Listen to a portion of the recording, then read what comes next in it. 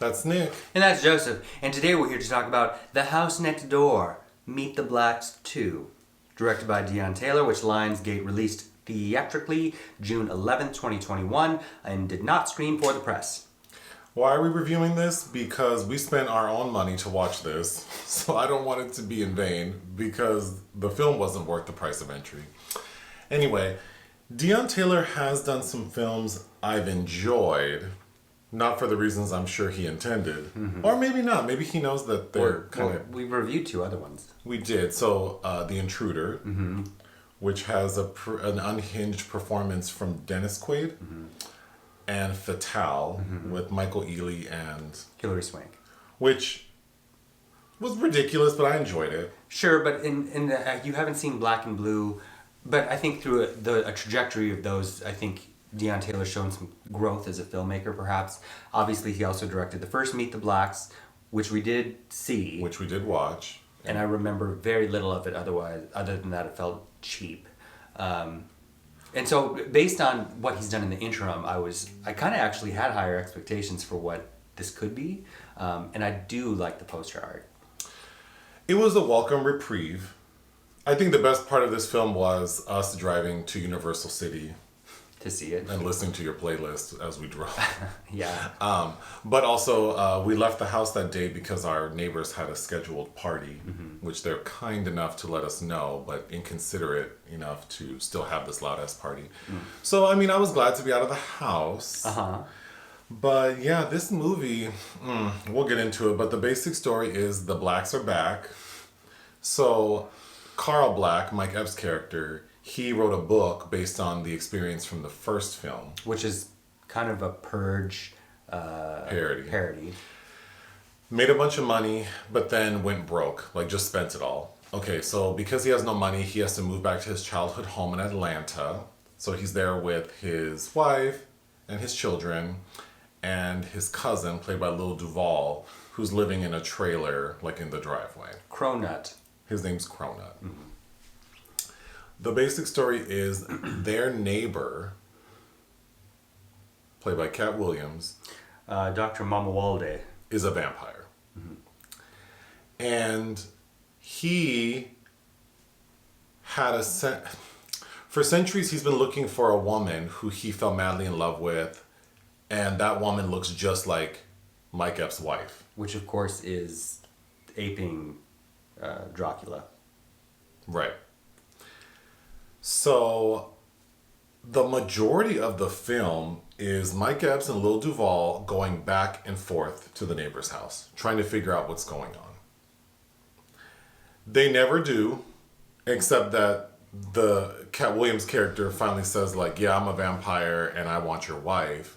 And they have a little battle, which is pretty weak, and the vampire is destroyed by sunlight.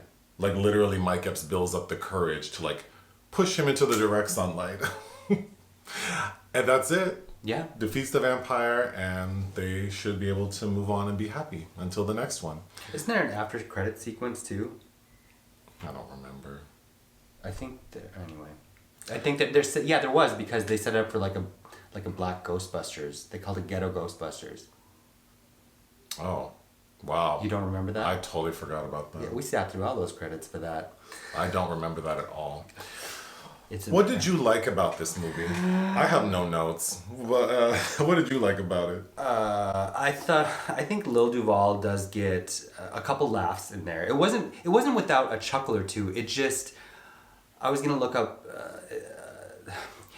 The definition of funny? No, Oh. it's just very tedious. It just has very long stretches of, for lack of a better word, tedium. It is like this pattern of going back and forth, lots of things that don't make sense, a lot of dialogue that is incredibly flat, a lot of jokes that aren't really funny and offensive. They use the R word twice, which in a way that's not with no purpose. Yeah. I don't think the film looks nice enough, but it feels very cheap, especially the practical effects, certainly the special effects. But yeah, unfortunately, it just wasn't funny. I think we were talking about this. I think for me, like as a 42-year-old black person, I think Mike Epps, he has this association as being like so funny. And I think we really are talking about like his roles as Day Day in the Friday sequels. And I've seen him do stand-up more than once. And in those performances, he started with sort of doing all his one-liners. And I think that sums him up as a comedian, is that he's kind of good for like silly moments, but to carry a film, it just does not work out well. Well, I think what it needed was a script first. Yes, because this also feels like the script was like 20 pages long. Like they just let them improvise. It was written by Taylor and Corey Harrell, and I don't know what that script looked like, but what's apparent is not much is thought out. It starts off on some promising notes in the realm that it sets up. I almost got a sense of like the Burbs from it at first. There's this creepy neighbor next door.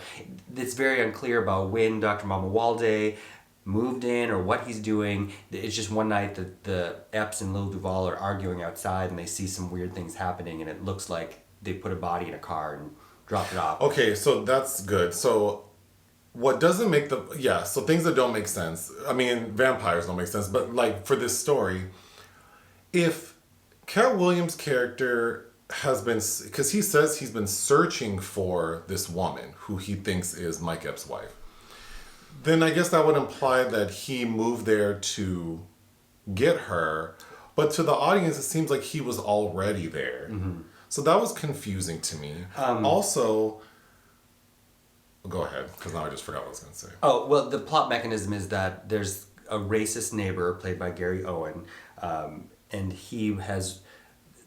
Lil Duval is messing around with his wife, and he's also paraplegic, right? He's in a wheelchair. Yeah, and they have a package incorrectly addressed to Dr. Mamuwalde. So Lil Duval and Mike Epps use that as an opportunity to go over there. So they're not even... Oh, that's what I was going to say.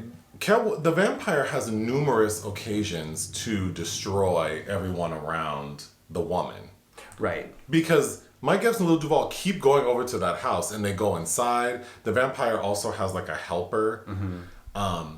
There's some opportunities to get rid of the people around the woman he wants, and he chooses not to. Including like the daughter, the older daughter, who's played by Bresha Webb.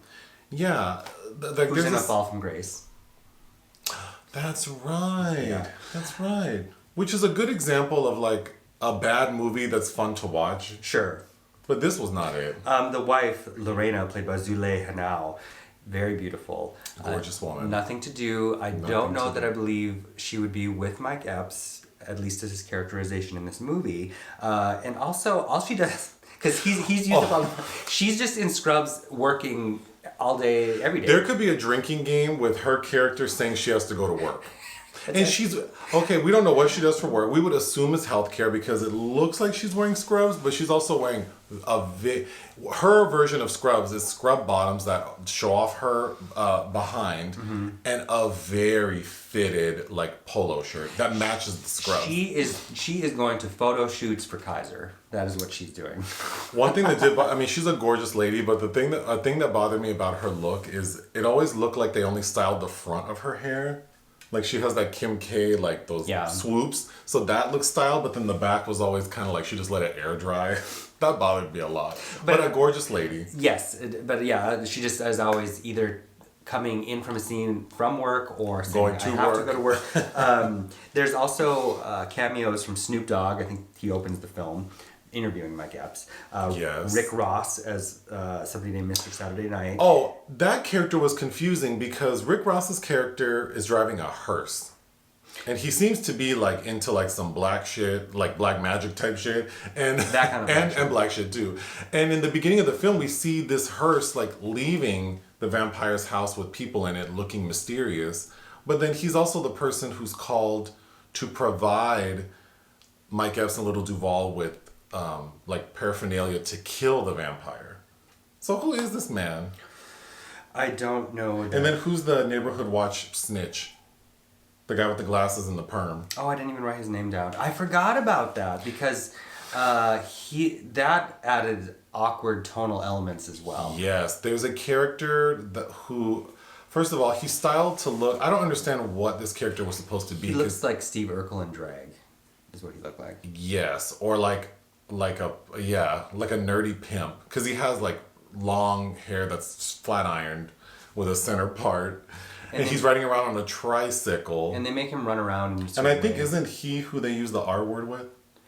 Once. Yeah. Yeah. So that was very uncomfortable. / he ends up being bitten by one of the vampires, and like that kind of goes nowhere. And then there's a bit with Allie's boyfriend Freezee, played by Andrew Bachelor, who has difficulty walking. He's on crutches. I don't remember why. There were a lot of. Now that I think about it, the humor to me feels very dated. This feels like something that would have, like a B film from the 90s. Sure. Yes.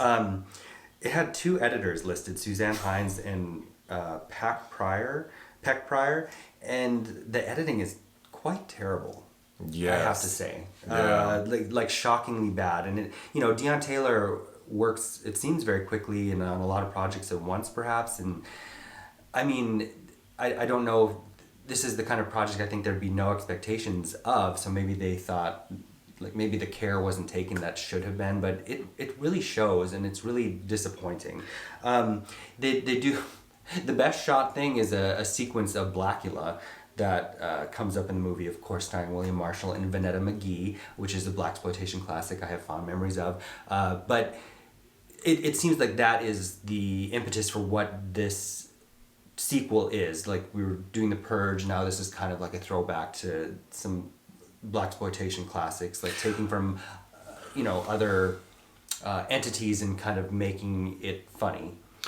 Mike Epps, the new Netflix show, The Upshaws, I really enjoy, and it's clear there are sitcom comedy writers on staff, because he's more reined in and more versatile in like his comedy. So I do enjoy Mike Epps, but when he's just left to his own devices, that shit gets stale really fast. I don't want this review to be this long, but I would not recommend paying for this more than whatever it costs to get from like Redbox. I was gonna say, like, of contemporary comparisons, A Haunted House from the Wayans brothers. Oh, right. Marlon Wayans, that movie's not a great movie, but Marlon Wayans is really funny in that, and has the sequel, suffers in comparison, but that is a good parody for what it is, and I could watch that movie more than once. I can also watch more than once, shockingly, Boo, A Medea Halloween, and not necessarily for Medea doing the same old stuff, but like the supporting cast in that, Cassie Davis and Patrice Lovely, are really funny. Yeah, I agree. Like a nonsense, not really comedy horror movie. Again, Boo 2 is hard to sit through, but this falls underneath those by a long shot. Agreed. What would you give this film? 1 out of 5. I would give it 1.5 out of 5. Anything else? No. Bye. Bye.